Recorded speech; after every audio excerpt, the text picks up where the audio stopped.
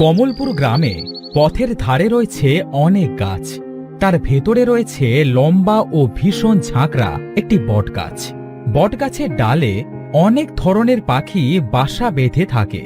বটগাছটা পথের ধারে হওয়ায় গরমের দিনে মানুষ এই গাছের নিচে বিশ্রাম নেয়। একদিন দুটো পথিক কাজ শেষে রাস্তা দিয়ে হেঁটে বাড়ি ফিরছিল। ভাই, এই রাস্তা তো আর শেষ হচ্ছে না, খুব কষ্ট হচ্ছে। এই বটগাছের নিচে একটু বসে বিশ্রাম নি। ঠিক বলেছো ভাই, যা রোদ পড়েছে এতটা পথ চলাও আর সম্ভব হচ্ছে না। চলো ওই জায়গাটায় একটু বসি।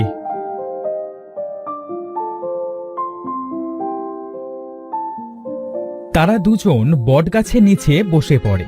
প্রচণ্ড রোদে পথিক দুটোর গা থেকে দরদর করে ঘাম ঝরছিল। বটগাছটির খুব মায়া হলো। সে তার ডাল মেলে তাদের বাতাস করল। এত ঠান্ডা বাতাসে পথিক দুটোর চোখ লেগে আসলো। ভাই, এই বটগাছের নিচে খুব বাতাস। এই ঠান্ডা বাতাসে আমার খুব ঘুম পাচ্ছে। ভাই, আমারও যে খুব ঘুম পাচ্ছে। এখন ঘুমা, বিকালে ছায়া পড়লে আবার বের হব। তারা দুজন বটগাছের নিচে ঘুমিয়ে পড়ল। গাছটা খুব খুশি হল।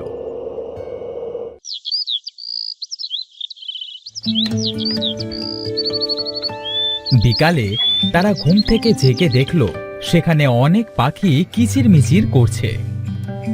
ভাই, প্রায় তো সন্ধ্যা হয়ে এলো, বাড়ি ফিরবো কখন? এই অলক্ষণে বটগাছের নিচে বসেই তো ভুল করলাম। এখন বাড়ি ফিরবো কিভাবে?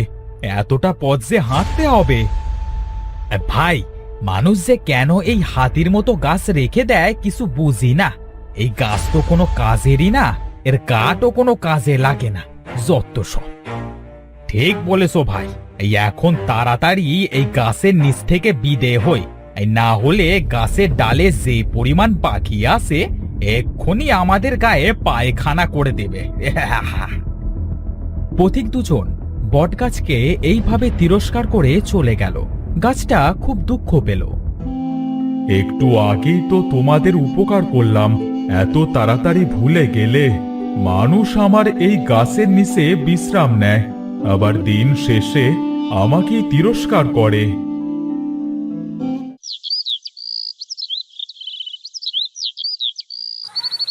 রিনা তার মেয়েকে সাথে নিয়ে মাঠে গেল। মা, আমি যে আর হাঁটতে পারছি না মা, আমার যে খুব কষ্ট হচ্ছে। চল মা, চলেই এসেছি। ওই দেখ, মাঠ দেখা যাচ্ছে। না মা, আমি আর যাব না। এত রোদ এসে আমি আর হাঁটতে পারছি না। তুমি যাও, আমি বরং এই বটগাছের নিচে বসছি। না না, এখানে তোকে একা রেখে যাওয়া যাবে না। শুনেছি বটগাছে ভূত থাকে, তোকে যদি ভূতে ধরে? না মা, ভূত বলে কিচ্ছু নেই। এই বটগাছের নিচে দেখছো কত বাতাস? তুমি যাও, আমি এখানেই থাকবো। আয় বলছি আমার সাথে। তোকে এই বটগাছের নিচে রাখলে নির্ঘাত ভূতে ধরবে। বটগাছ ভালো জিনিস না মা।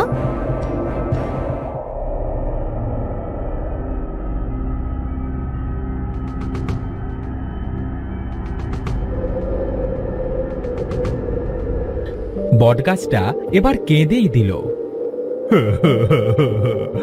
সবাই আমার ছায়ায় সাহায্য পায়। এই গরমে সবাইকে আমি বাতাস দিই, আর সবাই আমাকে তিরস্কার করে। আর আজ তো ইনি আমাকে ভুতুড়ে গাছ বলল। আমার মরে যাওয়াই ভালো। কেঁদো না বটগাছ ভাই, মানুষ না বুঝুক, আমরা তো বুঝতে পারি যে তোমার জন্য মানুষ কত উপকারিত হয়।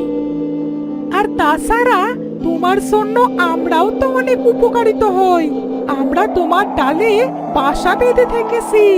ঝড় বৃষ্টির সময় তোমার গাছের ডালই তো আশ্রয় নিই। আর কেঁদো না ভাই। এভাবে বেশ কিছুদিন চলে গেল। একদিন খুব বৃষ্টি হলো। নয়ন ও তার মেয়ে বটগাছ থেকে ছাগলের জন্য পাতা ভাঙতে আসলো। মা জুঁই, আমি গাছের পাতা ভেঙে দিচ্ছি, তুই এগুলা কুড়িয়ে নে।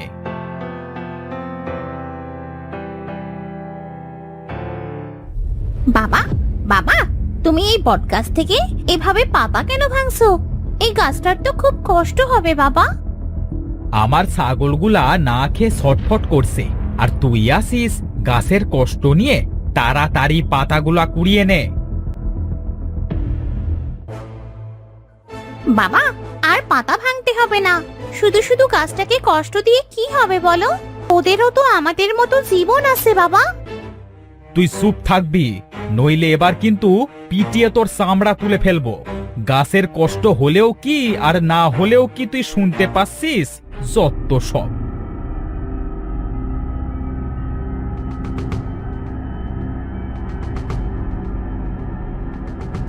জুঁই ও তার বাবা গাছের পাতা ভেঙে চলে যাবে। এদিকে বটগাছটি বলবে, তোমাদের একটা আঙুল কাটলে কেমন লাগবে? তাহলে আমার থেকে পাতা ছিঁড়লেও তেমনই লাগে। শুধু আমি কথা বলতে পারি না দেখে তোমরা আমার উপর এত নির্যাতন করো। নয়ন বটগাছের পাতা নিয়ে যাবার পরে তার ছাগলে সেই বটগাছের পাতা খেলো না। তখন নয়ন খুব রেগে গেল।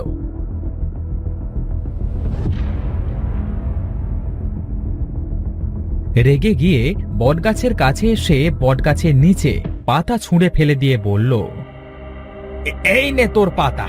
কি করতে যে এই গাছটা এখানে রেখেছে কে জানে। একেবারে অকম্মা ঢেঁকি, একে দিয়ে কোনো কাজ নেই। না এ পাতা ছাগলে খেতে পারে, না এর ফল মানুষে খেতে পারে। যত সব।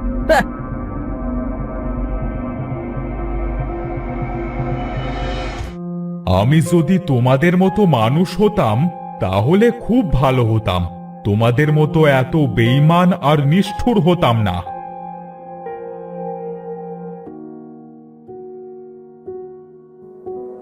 বাহ, গাছটা তো বেশ সুন্দর। আমাদের বাড়ির কাছে যদি এমন একটা গাছ থাকতো তাহলে তার সাথে বন্ধুত্ব করতাম। যাই, একটু গাছের নিচে গিয়ে বসি।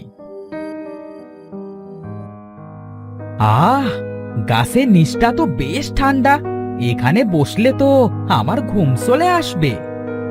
কি দরকার আমার গাছের নিচে বসবার?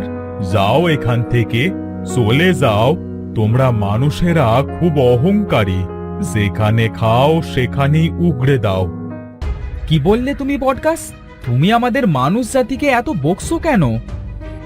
বকবো না তো আর কি করব? এই পথের ধারে পথিকেরা আমার গাছের ছায়ায় বিশ্রাম নেয়, আমার গাছের বাতাস খায়, আমার গাছের পাতা ছাগল গরুর খাওয়ায়, আবার দিন শেষে আমাকেই তিরস্কার করে। ও, বুঝলাম। তোমার মনে অনেক দুঃখ জমে আছে মানুষের প্রতি। তবে সব মানুষ তো আর সমান হয় না, তুমি বলো। তা তো হয় না, কিন্তু তুমি আমার ভাষা বুঝতে পারছো কিভাবে? আমি সব গাছগাছালি এবং সব প্রাণীর ভাষা বুঝতে পারি। তাদের সাথেই যে আমার সংসার। মানে, এটা তুমি আবার কি বলছো? গাছ গাছালি পশু পাখির সাথে কি আর মানুষের সংসার হয়? আমি দক্ষিণা জঙ্গলে থাকি।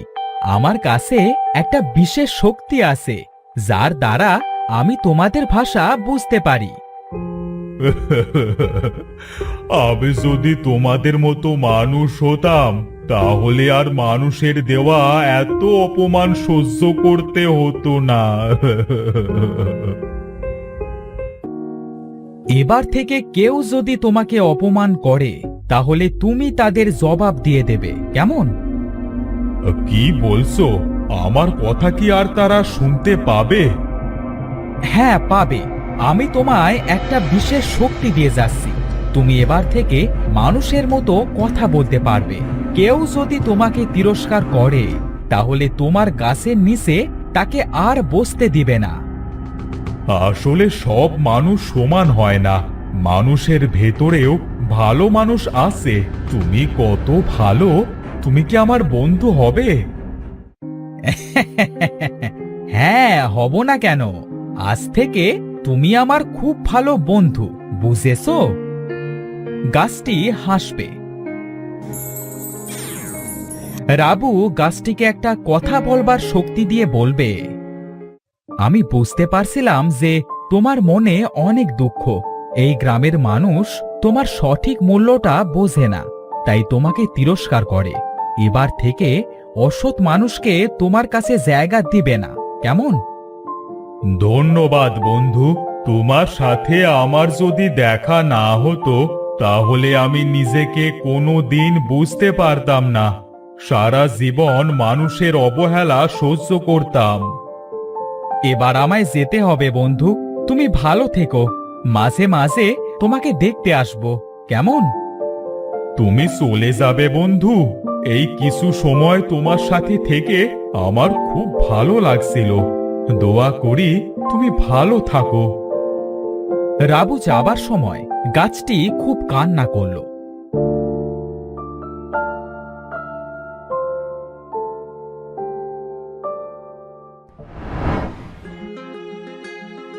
এভাবে বেশ কিছুদিন চলে গেল। একদিন প্রথমের সেই পথিক রাকিব ও সজীব প্রতিদিনের মতো আজও কাজ থেকে বাড়ি ফিরছিল। ভাই চল, ওই বটগাছের নিচে একটু জিরিয়ে নি, রোদ পড়লে বিকেলে বাড়ি ফিরব। হ্যাঁ ভাই চল।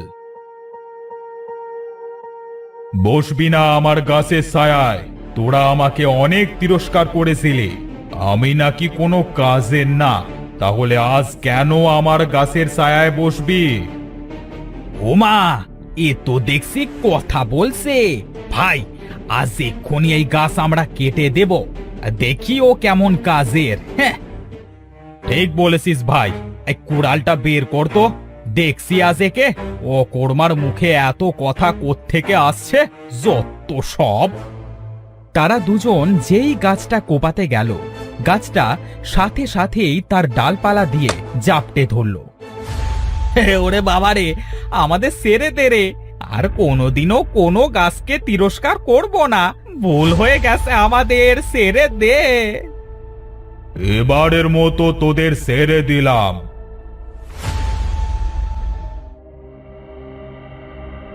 এবার থেকে কোনো অহংকারী মানুষকে আমার গাছের নিচে জায়গা দিব না। আমার সাহায্য ভোগ করবে, আবার আমাকেই তিরস্কার করবে, সেটা আজ থেকে আর হবে না। লোক দুটি লেজ গুটিয়ে সেখান থেকে পালিয়ে গেল। আর কোনোদিনও তারা এই গাছের নিচে বিশ্রাম নিতে আসেনি।